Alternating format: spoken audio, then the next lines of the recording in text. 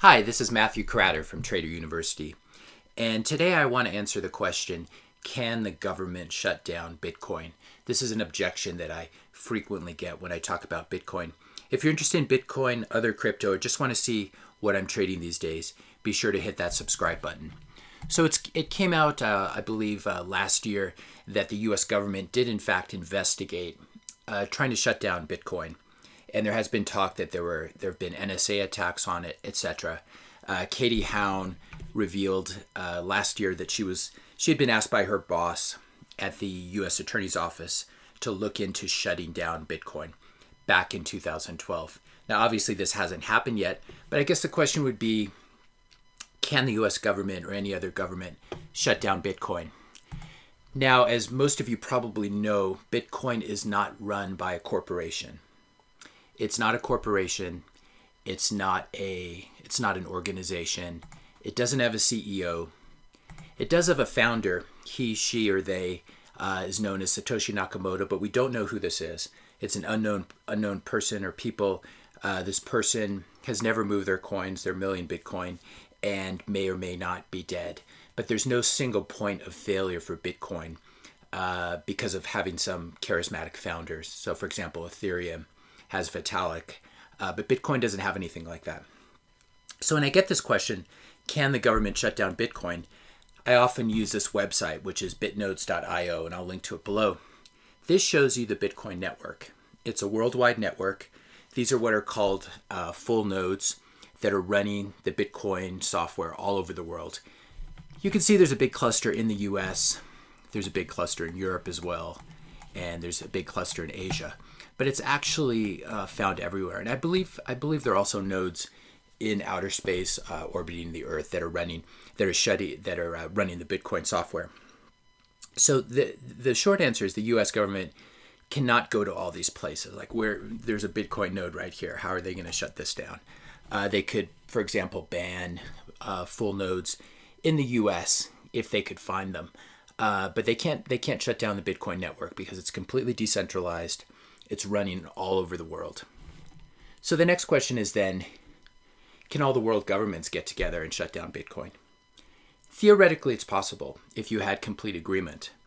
But what we're seeing now is that the U.S., especially after the coronavirus, the U.S. after COVID-19, the U.S. and China, in the wake of COVID-19 and the kind of endless ongoing trade talks, there are a lot of disagreements between the U.S. and China.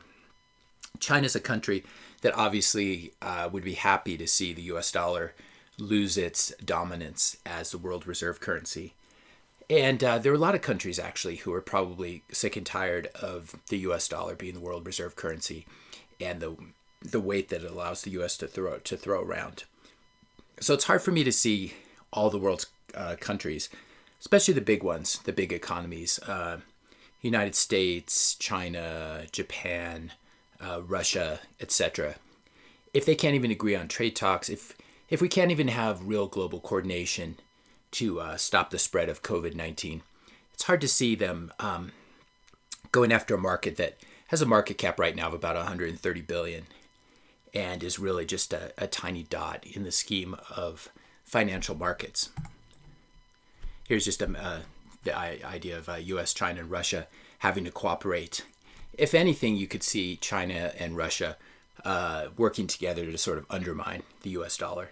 And China has been pushing to have, for example, crude oil denominated in renminbi or yuan rather than U.S. dollars to sort of try to break the stranglehold that the petrodollar has. But that's really a discussion for another lecture.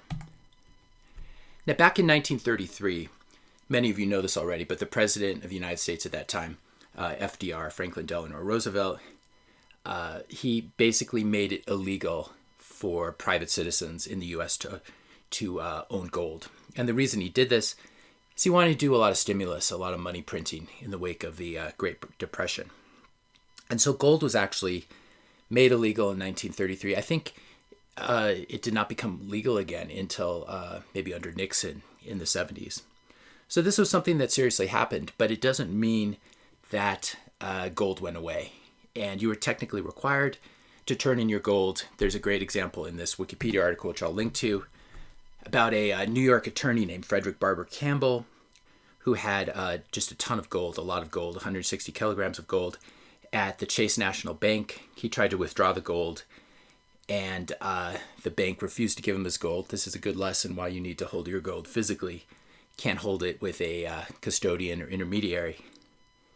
And so he sued the bank. The court sided with the bank, and his gold was confiscated.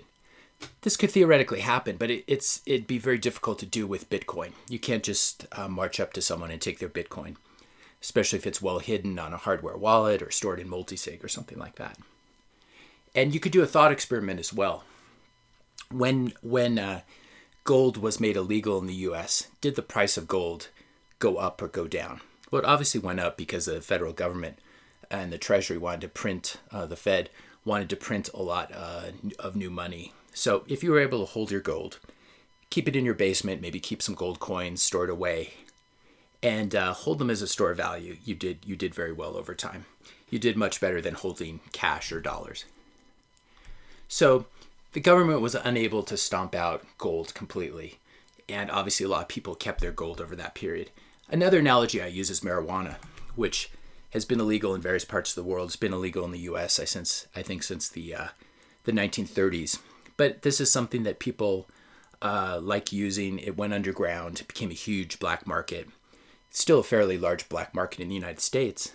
But even, I would say, by the 80s and 90s, most marijuana was illegal in most first world developed countries. And yet they weren't able to stop it. Now, it's obviously much easier to hide Bitcoin or gold than to hide marijuana.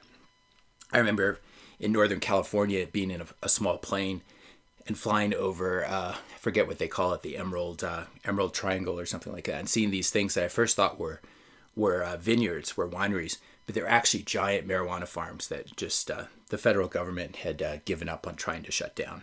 They look like Christmas tree farms from the air. But if you can't stop gold and you can't stop marijuana, it'd be very, very difficult to stop Bitcoin. And another thought experiment you can do is when marijuana was made illegal, did the price of it go up or down? It obviously went up a lot. And one, I've heard anecdotally, it's been very difficult for black market producers, actually all producers of marijuana, since legalization in many states in the U.S. It's still illegal federally, but there's been a lot of liberalization of the laws at the state level, particularly big states like California and Colorado. And the price of marijuana has gone down over time as it's been legalized, just as it went up when it was made illegal. So these are interesting analogies. They're not exact analogies that we can use, but gold and marijuana are two ways of thinking about it.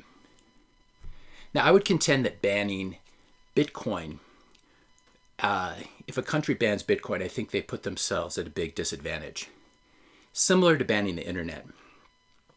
For example, North Korea, obviously all websites are under government control.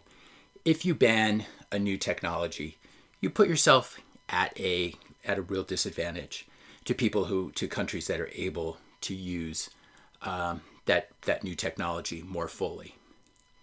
And so if Bitcoin were banned in the US, you would see just a huge outflow of talent and wealth to more Bitcoin-friendly jurisdictions.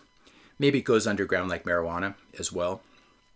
But if there's a country like Singapore, for example, or Switzerland, or Malta, or some whether small country or big country, that says we're Bitcoin friendly, come here, you would see quite likely a huge exodus of very smart people, very wealthy people who own Bitcoin. So banning Bitcoin would be similar to banning the internet, and this may be one reason why it hasn't been banned in the U.S. yet. And it may follow the sort of the marijuana cannabis playbook, which is to legalize and then to tax. And this would make a lot of sense. You make Bitcoin, make the laws on the books more friendly to Bitcoin, and then you just tax the capital gains on it. It's already, if you hold Bitcoin for more than 1 year, it's already taxed at the long-term capital gains rate, which is 15 or 20%. in the U.S. And so we could see this playbook. This is probably more likely. Right now with the COVID-19 problem and the all the stay-at-home stuff and the economy certainly in recession, government has bigger things to worry about than going after Bitcoin. I'll link to this. This is interesting. A list of Bitcoin friendly countries. The other thing that could happen, and it's kind of interesting from a game theory perspective, would be if you're a small country and you have a small central bank, you could put yourself at a huge advantage if you just printed some money or used your existing cash and basically bought a big position in Bitcoin. And here's Bitcoin Tina on Twitter saying that the current tradable supply of Bitcoin, with Bitcoin right now at about $7,000 per Bitcoin, current tradable supply is about 1.78 million. We're coming to the end of Bitcoin new Bitcoins being mined. Something like 87% have already been mined. A lot of them are just held in cold storage by hodlers. And so there's not a lot of Bitcoin out there. You could have a situation where if one central bank starts to buy Bitcoin, all the other central banks would have to jump on board. And so there's a real advantage to the first mover, especially if you or I are in Bitcoin and then these central banks start coming in. That would really be something. This points out that to buy the complete tradable supply right now of Bitcoin, with Bitcoin at $7,000 per Bitcoin, would only cost $12.5 billion, which is a lot of money for an individual, but not a lot of money for a central bank or for a small country. So I wouldn't be surprised also if there are a lot of central bankers who really understand how the fiat money system works, if they own Bitcoin in their personal accounts. Government officials own Bitcoin in their personal accounts. This has to be going on, especially there's so many smart people who kind of move between politics and Wall Street. It's quite likely that existing government officials in the U.S. and elsewhere and central bankers own Bitcoin personally. And so they're going to be not really interested in making it illegal for that reason. They'd be shooting themselves in the foot. The last point would simply be, here's the book Bitcoin Billionaires. What the ultimate end game, if we move to something like marijuana, where you just tax the capital gains on Bitcoin, would be that you end up with a lot of especially if Bitcoin does well over the coming years, as I expect it to. If Bitcoin does well, you're going to have a lot of really wealthy Bitcoiners who can then move into politics and get in the lobbying business or pay lobbyists to come up with more Bitcoin-friendly laws. In a similar way with the internet, a lot of internet billionaires influencing legislation. And so I think this is really the end game. There's no reason to, especially for the U.S. government, to shut down Bitcoin. It couldn't shut it down if it wanted to. It's got bigger problems right now. They're very busy printing lots of new U.S. dollars. So it's much more likely that Bitcoin stays legal, sort of flies under the radar, and then eventually just becomes taxed, and the profits are used to pass more Bitcoin-friendly laws in the U.S. Now, if you found this lecture helpful, you should check out my course on Bitcoin and other cryptocurrencies.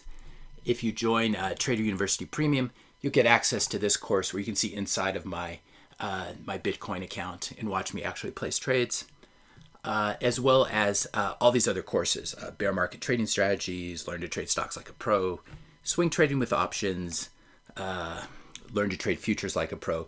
Lots of courses here. You can click on the description notes below, take a look at them, check out the curriculum. And if this is something that interests you, you can click right down here, get it now. It'll take you to this checkout page. Normally access to all these courses, all 12 or 13 courses, is $125 for 30 days access. But because we're currently in a recession now, I want to give you a good a coupon code. So if you go down here, click have a coupon code, type in YT99, as in YouTube 99, click update. That'll take $26 off, so it'll only cost you $99 in tuition for 30 days access. You can watch all the courses, take notes on them, and then cancel before 30 days, and you won't be charged again. No long-term contracts or anything like that. So hopefully you guys found this video useful and helpful. Please hit that subscribe button. If you haven't done so already, hit the like button. And let me know your questions and comments in the comment section below. Especially let me know what you'd like me to make future YouTube videos about. Thanks a lot for listening, and I'll see you in the next video.